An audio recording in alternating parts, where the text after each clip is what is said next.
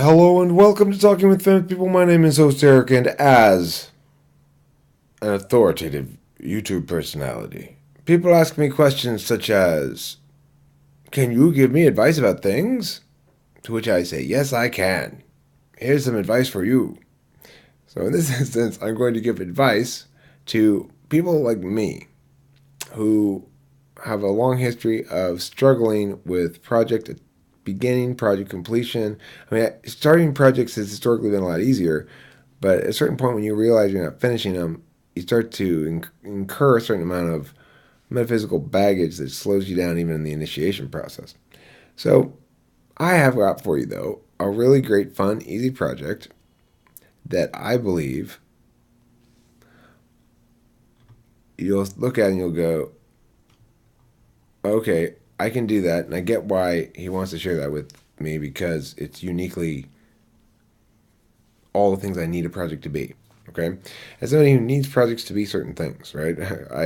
I like projects that have a short time span, but I don't want to do something that's just a craft, like take somebody else's idea and execute it exactly as so or whatever. I want a lot of creative energy I get to put into it. So, but there's a balance there, right? How much creative energy are you really putting in if it doesn't take very long? So, how do you reconcile that? Well, first understand that almost most of the time when we get bogged down in shit, it's because we don't manage well the pre work, real work dynamic. And we don't consider hard enough the pre work elements in any given project idea. The risk, of course, when you start a project without doing a lot of pre work is that you get somebody into it and you realize the architecture is wrong and it's not going to work the way you anticipated, and then you got to go back and redo everything, and then you say, fuck it. So, you want to know going in, you're talking about a project of fairly limited scope, fairly limited ambition in and of itself. To the extent you have larger ambitions with a project, do it in chunks so you've got each thing ideally would function as a complete whole finished thing in and of itself as well. All right, so this project does require a couple of tools. Mostly what it requires is a jigsaw. Now you can get a jigsaw for as little as $60 or something at Home Depot. You can get a cordless jigsaw that I'm sure is perfectly acceptable. I got a corded one. I in general like to get corded power tools. They're more powerful. And I got a not the most expensive one, but a more expensive one. Because I figure when you're buying something like that, it's better. A tool is better to spend a little bit more, probably. So anyway, but you can get them cheap, and I'm sure it'll be fine. Jigsaw is what you need for this. If you have a jigsaw already, this is a cheap project. At Home Depot, they sell these boards. I'll show you some. I went there the other day, got a few different sizes. This is called a hobby board. This one's red oak, and you see it's very thin. If you just have a Dremel tool, you could do the same project in miniature with one of these. No problem. All right. Even if you wanted to be crazy and take a long ass time and shit, you could use hand tools. But this is the same. This one is a little bit longer and a little thicker. Half inch. This is poplar. This is another oak. No, this is birch. Sorry, this is birch. Different size. This is like for shelves usually, probably. But I'm not going to use it for a shelf. I don't know. All right, so these are some of the different size boards you can get. And there's other kind of wood they have there too. They have maple and they had some other things. But so this is the size board I'm working with currently. This is the size board. This is it's an oak, same kind of board. So I got two of these boards, and this is the one I'm working. This was the original of what I'm working on here. Okay.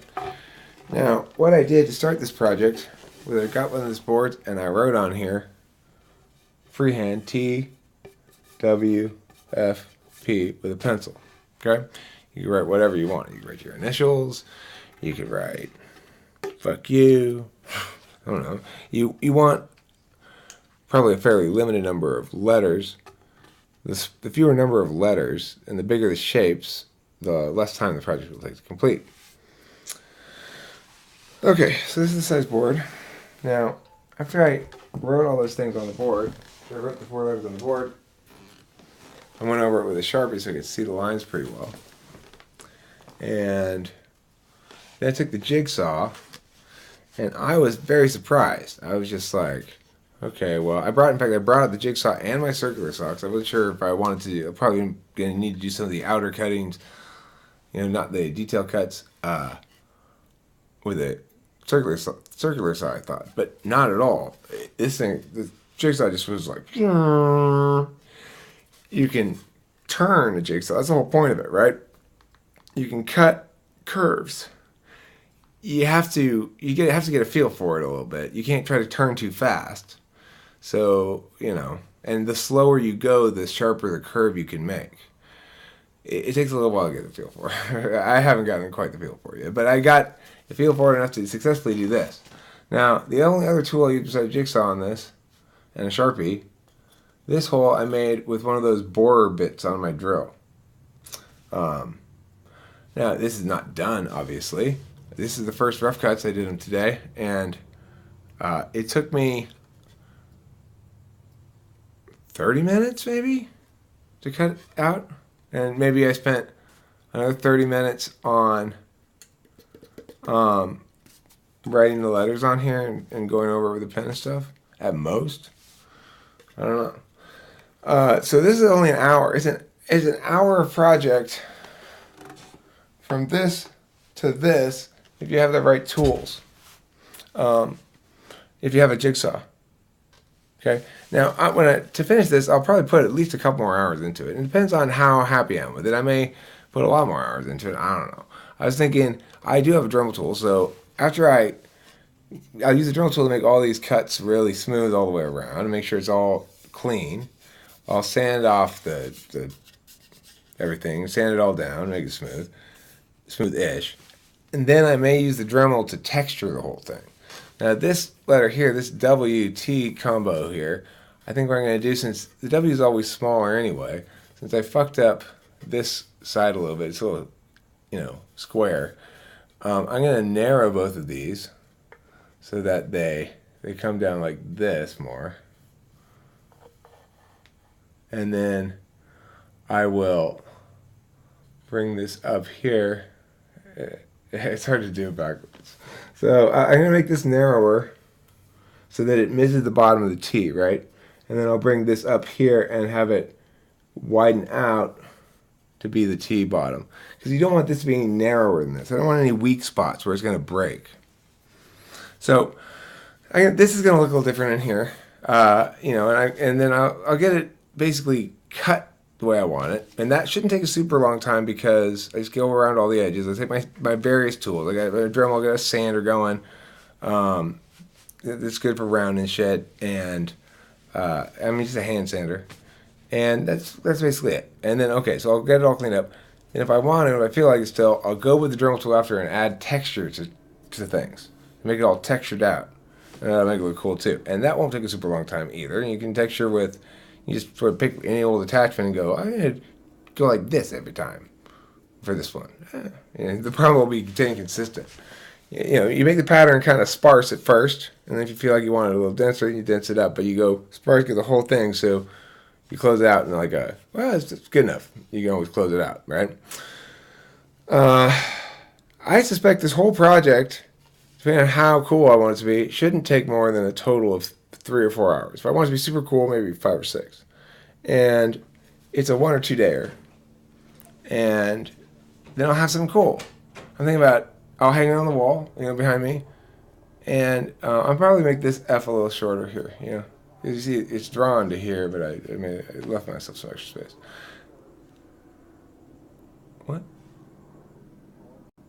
Oh, there's a helicopter flying over, and the cops are making some sort of announcement.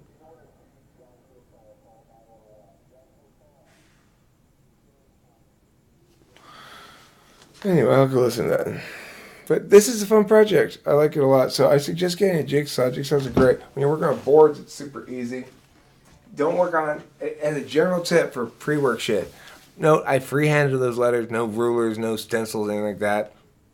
Waste of time. Too much work. And the thicker the board is, the harder everything is to work with. And also, I tried messing with the board I had already before I got these boards. It was too thick. Note also that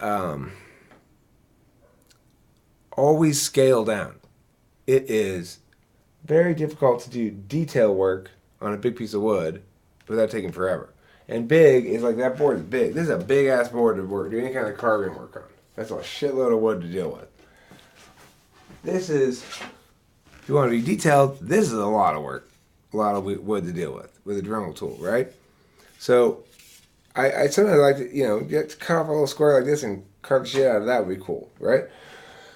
These are cool projects because I'll tell you why. When somebody comes over and you show them this little thing you carved, even if it looks kind of like folk arty and like half-assed, but you tried and you cared about it and you had fun making it, people go, "Wow, you carved that?" It's weird because there's a certain reality to a physical object like that that causes people to feel it more than something else, All right, so that's my project idea for lazy people. I hope somebody else tries it, and I mean, it's not like the world's most original idea. I'm just pointing out that it doesn't have to be long and intensive. It's quick and easy. I will say this about the project, though. Remember, the key to successfully dealing with wood is clamping it and reclamping it and clamping and reclamping it. You got to move it around all the time to get to the parts you want to cut at and reclamp it. So get something that's easy to clamp onto. I got an aquarium stand, so it's got a hole in the middle and it's got bars on each side. I can clamp anywhere on it. It's really nice, and that makes cutting a lot easier. If you don't have something to clamp onto that's good, or it may take you a little while to get used to clamping shit if you're not used to clamping shit. I'm really bad at all this kind of stuff. Remember that. I'm not trying to play humble or anything. I'm really fucking bad at all this kind of stuff, but I just try anyway, and sometimes it'll come out good. I think this one's going to come out good, so I think. Thanks for watching, and I hope you enjoy doing projects like me.